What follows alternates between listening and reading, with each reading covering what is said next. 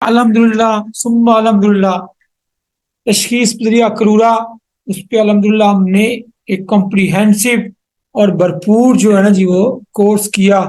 الحمدللہ اس کی ریکارڈنگ بھی ہوئی، اور آپ کے سوال و جواب، آپ کے ایگزام اور سارا الحمدللہ.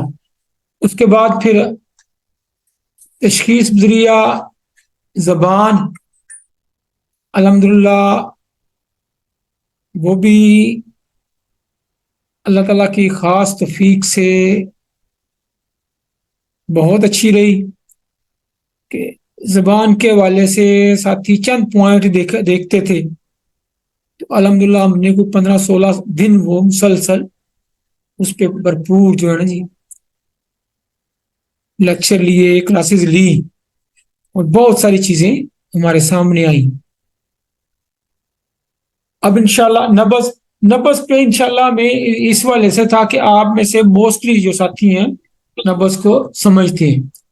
نبض میں میں نے جو خواہش ہے میری، جیسے اللہ تعالیٰ کو منظور ہوا، اس میں کوشش کریں گے پریکٹیکل پہ میکسیمم فوکس کریں.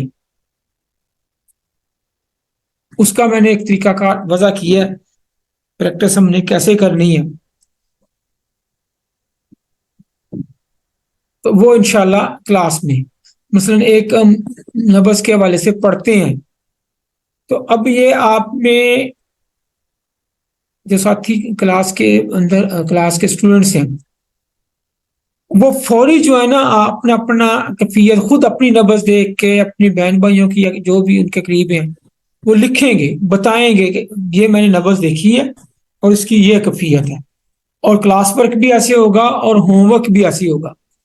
ان کو میکسیمم نبض دیکھ کے اس کی جو اس نے فیل کیا، آبزرویشن کی، وہ لکھیں گے. یعنی اس میں پریکٹیکل زیادہ ہوگا، کوشش کریں گے میکسیمم پریکٹیکل ہو.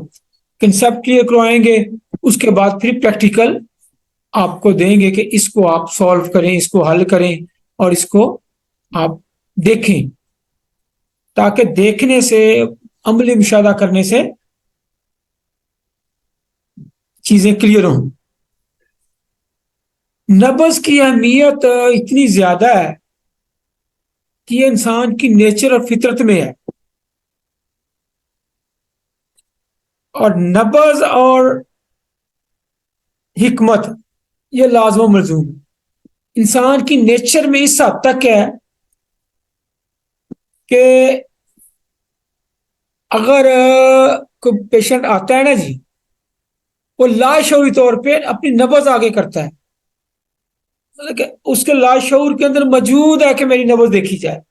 اور اس دور میں جبکہ ٹیسٹ زیادہ ہیں، وجہ سے پیشنٹ بے شمار پیسے جو ہیں وہ لگاتے ہیں، لیکن علامتیں تو پتہ چل جاتی ہیں، اس کی روٹ کاز کو نہیں پہنچ پاتے. ایک طبیب جو ہے نبض دیکھ کے جب علامتیں بتا دیتا ہے، اس کے مرض کو بتا دیتا ہے، اس کے مزاج کو بتا دیتا ہے، تو یہ ایک تو ہماری انفرادیت ہے، اور دوسرا ایک پیشنٹ پہ بہت پازیٹیو ایفیکٹ آتا ہے. ان کا اپنے معالج پہ یقین بڑھتا ہے، اعتماد بڑھتا ہے، اور مریض کا یقین اور اعتماد ہی اس کو صحت کی طرف لے کے جاتا ہے. اگر مریض کا اعتماد اور یقین ہوگا تو آپ علاج بھی دھیان سے کروائے گا، اور دوائی بھی اور پرہیز بھی یقین اور اعتماد سے کھائے گا. پہلا مرحلہ یقین اور اعتماد، اس کے لیے نبض جو ہے ایک بہت بڑا ٹول ہے، اور یہ پورا فن ہے.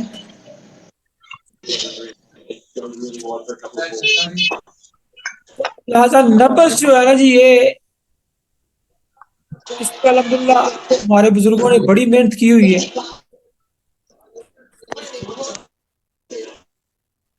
بڑے بڑے سادہ انداز میں سلیس کر کے بھی پوری کھیر بنا کے بھی لوگوں کے سامنے رکھ دی ہوئی ہے، اور قانون مفرزہ میں بھی بڑا آسانی سے اس کو بیان کر دیا. ہم اپنے پیٹرن کے مطابق اس کو ڈیٹیل سے پڑھیں گے، کوشش کریں گے کہ پوری ڈیٹیل سے پڑھیں، اور پھر سادہ سا جو انداز ہے وہ بھی ساتھ ہی رکھیں گے۔ اچھا، تو ابھی آپ نے کوئی بات کرنی ہے تو کریں، پھر انشاءاللہ آپ آج کا لیکچر شروع کرتے ہیں۔ آپ کو جس طریقے سے کوئی آپ کے ذہن میں ہے کہ اس طریقے سے کر لیا جائے تو آپ مشورہ دے دیں 2-4 منٹ، اور پھر انشاءاللہ آج کا لیکچر جو ہے نا باقاعدہ شروع کرتے ہیں۔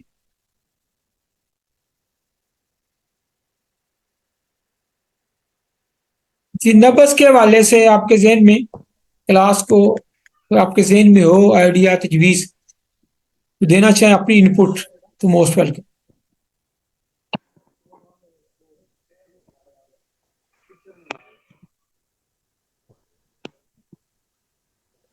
السلام علیکم۔ جی وعلیکم السلام۔ کیا حال ہے سر، ٹھیک ہیں؟ جی اللہ کا شکر کریں۔ پہلے تو سر کزن کی وفات پہ تعزیت قبول کریں، اللہ تعالیٰ ان کو جی جوار رحمت عطا کرے۔ آمین دوسرا آمین۔ سر، یہ پہلے آپ نبض کے حوالے سے آپ نے جو خاکہ بنایا ہوا ہے، جی وہ میں نے اس طرح بنایا ہوا ہے، جو نبض کی ٹوٹل ہے نا جو ہمارا نصاب مبادلات طب میں، اس کو لیں گے، ساتھ ساتھ ہی نا اس کے جو ہماری 6 نبضیں ہیں اس کا تھوڑا سا کریں گے تاکہ تھوڑی آسانی آ جائے۔ تیسرا پھر جو بالخاصہ کچھ چیزیں ہوتی ہیں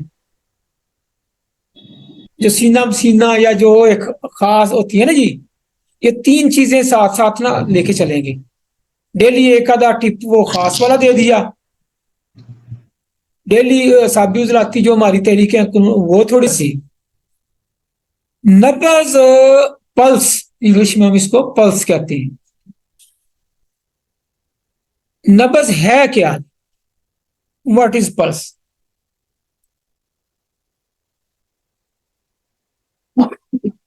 نبض ہماری شریانوں میں، اور وہ شریانے جو ہماری سکن کے قریب قریب ہیں، ان کے اندر موومنٹ ہوتی ہے، حرکت ہوتی ہے۔ اور وہ حرکت کیوں ہوتی ہے؟ جو دل سے خون آتا ہے ان کے اندر، اس کے اندر روح ہوتی ہے، اس کے اندر نیوٹریشنز ہوتے ہیں، اس کے اندر آکسیجن ہوتی ہے۔ جب دل سے شریانوں کے اندر خون آتا ہے، ان کے اندر دل کے اندر چونکہ انقباض ہوتا ہے اور انبساط ہوتا ہے، دل سکڑتا بھی رہتا ہے اور پھیلتا بھی رہتا ہے، سسٹولک اور ڈائسسٹولک اس کی موومنٹ ہوتی ہے دل کے سکڑنے اور پھیلنے سے۔ شریانوں کے اندر جو موومنٹ ہوتی ہے، حرکت ہوتی ہے، اس کو اسٹڈی کرنے کا نام نبض ہے۔ اور طبی طور پہ وہ شریانے جو کلائی کے قریب ہیں ہماری، یا کن پٹی کے قریب ہیں، جن کا مطالعہ کیا جاتا ہے، جن کو ہم دیکھ سکتے ہیں آسانی سے، بیرونی طور پہ ہم جس کا مشاہدہ کر لیں، اس شریان کی اندر جو موومنٹ ہو رہی ہے اس کی اسٹڈی کا نام نبض ہے۔ اور بالخصوص حکمہ حضرات جو ہے کلائی کے قریب جو ہماری شریان ہے، آرٹری ہے، اس کی موومنٹ کو اسٹڈی کرتے ہیں۔ اور یہ کن پٹی سے بھی ہم دیکھ سکتے ہیں، اور پاؤں کے قریب بھی وہ بھی۔ تو آرٹری کو اندر جو موومنٹ ہے اس کو دیکھنا یہ نبض ہے۔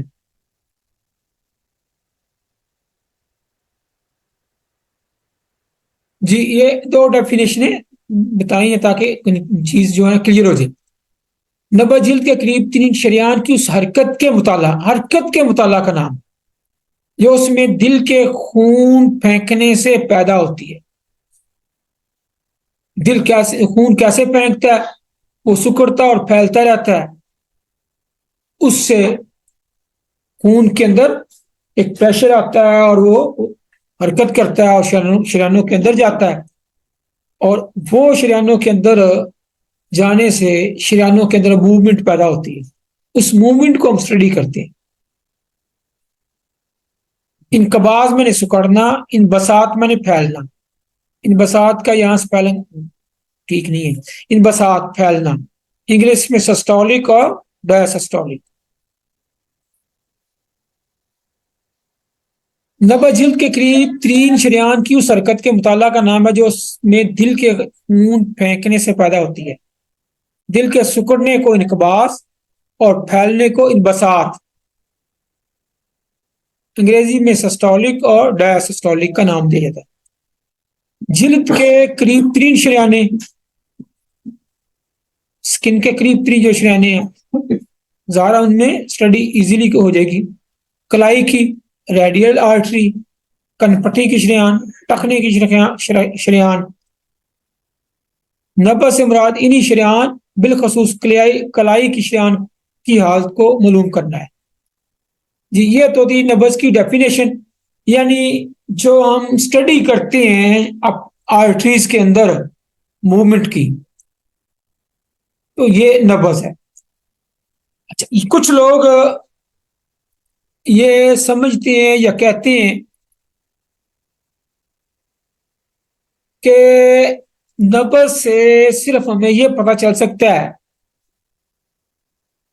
کہ دل کی کیفیت کتنی ہے، دل کتنی تیزی سے دھڑک رہا ہے، اس سے پوری باڈی کا، پورے جسم کا کیسے پتہ چل سکتا ہے؟ پہلی بات یہ کہ ہم علامتیں، ہم مزاج دیکھتے ہیں اور مزاج کو ڈیفائن کر کے پھر علامتوں کی طرف جاتے ہیں۔ ہمارا طریقہ کار، طب کا جو طریقہ کار ہے وہ ٹیمپرامنٹ کو معلوم کرنا ہے، مزاج کو۔ دوسرا، دل جو ہے یہ مرکز ہے، سینٹر ہے فی قلوب مرض، دل میں ہی بیماریاں ہوتی ہیں ساری۔ دل کی کیفیت کا پتہ چل جائے تو پورے جسم کی بیماریوں کا پتہ چلانا مشکل نہیں ہے ایک قابل طبیب کے پاس کے لیے جس نے پڑھا ہوا۔ دل مسکولر ٹیشوز کا بنا ہوا ہے، عضلاتی ہے، ہارڈ ہوتا ہے، سخت ہوتا ہے۔ دل کے اوپر ایک غدود کا، غشاؤں کا پردہ ہے، پھر اس کے اوپر ایک اعصاب کا پردہ ہے، تو تینوں چیزیں دل کے اندر ہیں۔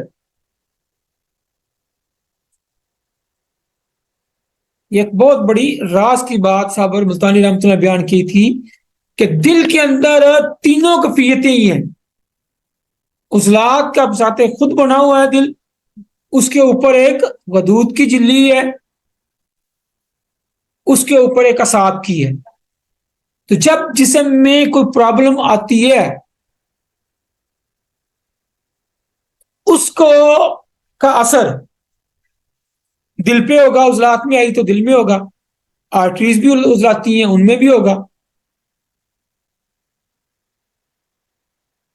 اس طرح اگر اعصاب میں آتی ہے، نرو سسٹم میں آتی ہے، تو دل کے اوپر جو اعصاب بھی پردہ ہے، کٹ گیا رہی۔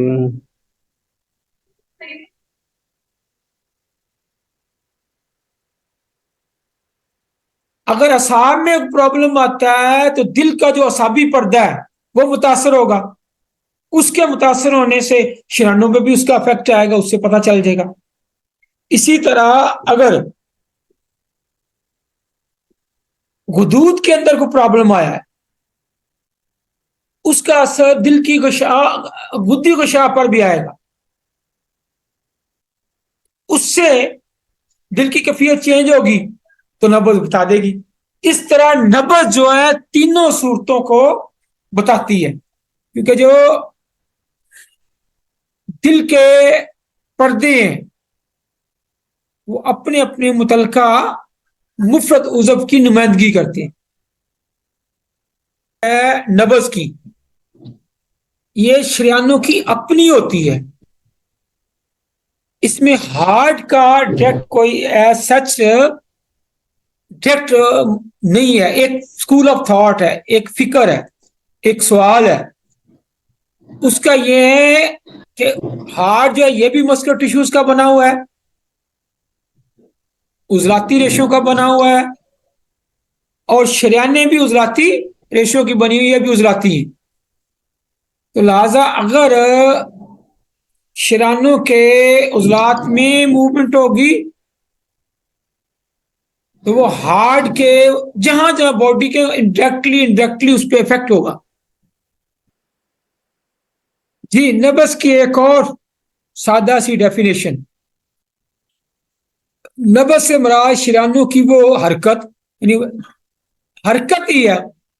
تینوں ڈیفینیشنز میں نبض سے مراد شریانوں کی موومنٹ ہے، اس کی حرکت ہے، جو دل کے پھیلنے اور سکڑنے سے ان شریانوں میں روح اور خون کی آمد و رفت سے پیدا ہوتی ہے. جو خون کی بہاؤ ہے، خون کا جو فلو ہے، خون کی جو آمد و رفت ہے، اس سے شریانوں میں اس کے ساتھ روح ہوتی ہے. روح اور خون اور نسیم بھی ساتھ ہی ہوتی ہے. اس کی موومنٹ سے جو شریانوں میں حرکت پیدا ہوتی ہے، اس کا مطالعہ یہ نبض ہے. جی اب آئے نبض میں ہم دیکھتے کیا ہیں، کتنی چیزیں ہم اسٹڈی کریں گے. اچھا نبض کے پہلے آداب بھی آپ دیکھ لیں، آپ کو سارا ذرا ہم کر لیں. ذرا نبض دیکھنے کے آداب یہ ہیں. نمبر 1، مریض جب مطلب پہ آئے تو وہ پرسکون بیٹھا ہو، خوف نہ ہو، بہت زیادہ چل کے نہ آیا ہو، پرسکون ہو. نمبر 1. اور فوری طور پہ بھی کوئی چیز بھی نہ کھائی ہو تو زیادہ بہتر ہے. اور اس سے بھی زیادہ بہتر ہے کہ اگر مریض صبح فرسٹ ٹائم نبض چیک کرائے، جب کوئی کھایا پیا یا باقی معمل عرضی وقتی کو عمل اس پہ اثر انداز نہ ہوا ہو، ایک چیز. دوسرا، جب مریض آئے تھوڑی دیر ریسٹ کیا ہو، پرسکون ہو، اس کی نبض دیکھیں تو نبض آپ نے کس طریقے سے دیکھنی ہے. وہ ذرا میں کیمرہ ہی آن کر لیتا ہوں. کون ہے ادھر؟ اچھا یہ جواد صاحب آئے جی. یہ دیکھیں جی جواد صاحب کو ذرا ان کو پہلے اپنی طرف بالکل سیدھا کر کے بٹھائیں جی. نظر آ رہا ہے جی؟ یار دیکھتے جائیں. اس کو پھر سیدھا بٹھانا ہے. سیدھا بٹھا کے اس کا ہاتھ جو ہے، اگر بزرگ ہو تو یہ ہاتھ جو ہے نا اس طرح کوئی چیز اس طرح نیچے رکھ لے، تھکے نہ، اور کوشش کرنی ہے اس کے ہارٹ کی اور اس کی لینتھ ہو، سیدھا ہو ہارٹ کا اور اس کا بالکل اس کے. یہ آپ دیکھیں اس کی کلائی، دائیں ہاتھ سے دائیں نبض اور بائیں ہاتھ سے بائیں نبض.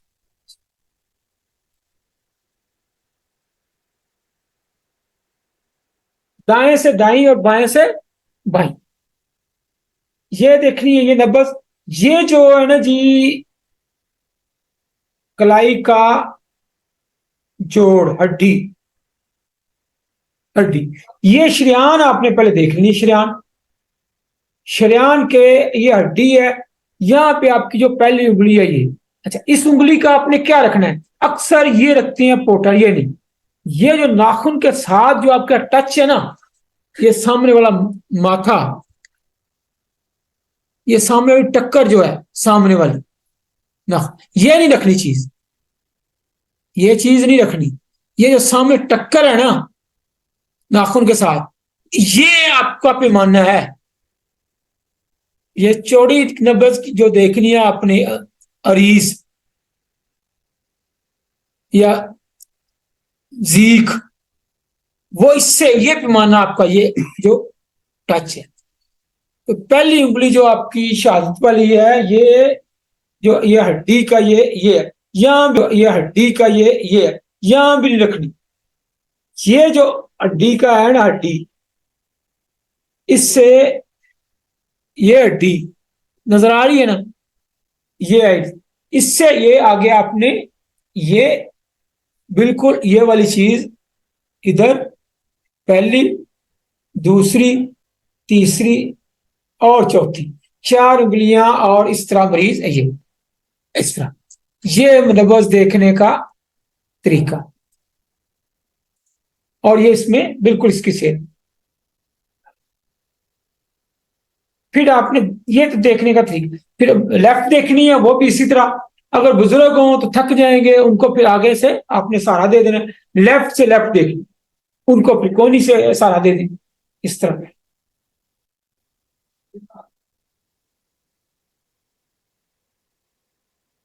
और नब्ज में जब ये देख लें आप, नब्ज पकड़ने का तरीका, नब्ज अपनी उंगलियां कौन सी रखनी है, कहाँ से रखनी है अपनी पोरे, दायां रखना, दाएं से दाएं, बाएं से बाएं।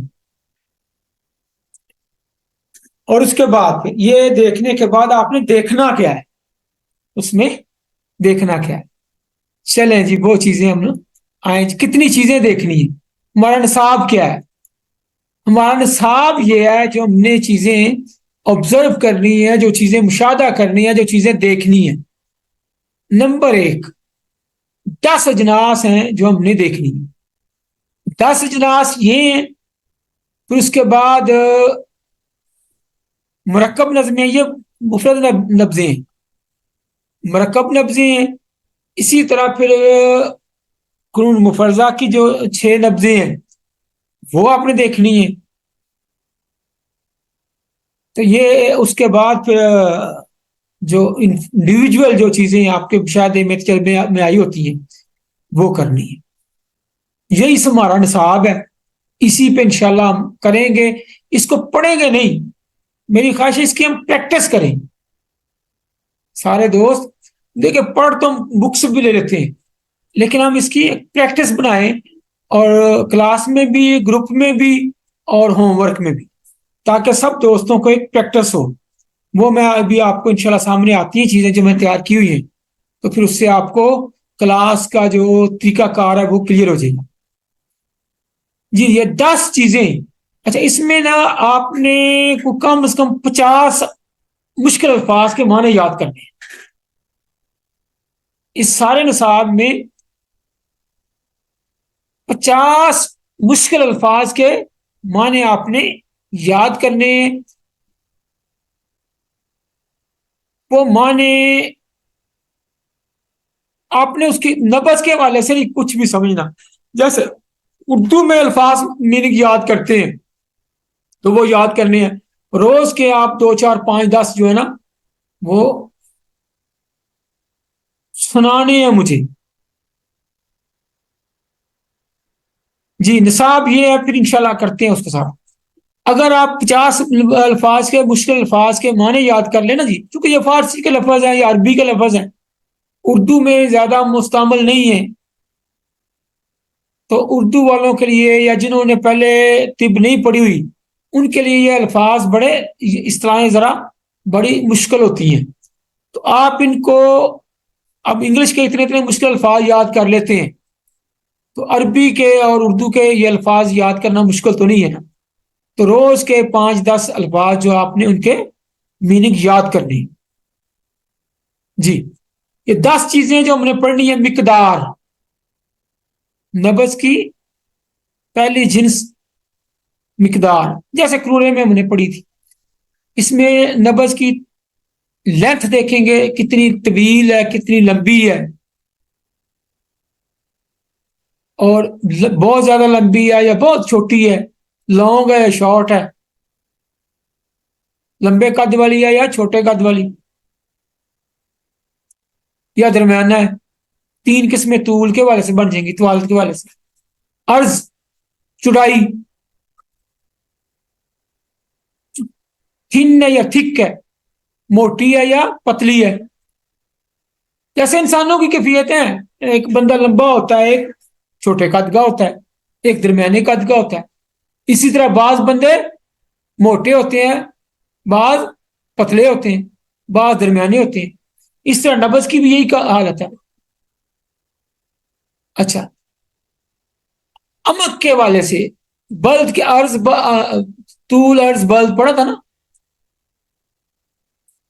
لمبائی کے والے سے عرض, چوڑائی کے والے سے بلد, گہرائی اونچائی اور گہرائی کے والے سے. امک کہتے ہیں یہ بڑا معاملہ عمیق تھا, یعنی گہرا, عمیق نقطہ, بڑا گہرا نقطہ, عمیق. امک اس کو آپ نے یاد کر لینا, لفظ یہ نیا ہے امک. امک گہرائی کو کہتے ہیں, یہ بڑا عمیق نقطہ ہے, عمیق. امک اس سے امک, عین مین کاف, امک یہ نیا لفظ ہے. اچھا اس کی بھی تین ہی کیفیتیں ہوں گی, بہت زیادہ گہرا, یا بالکل ہی گہرا نہیں اوپر, یا درمیانہ گہرا. بالکل اوپر ہے تو اس کو مشرف بھی کہتے ہیں,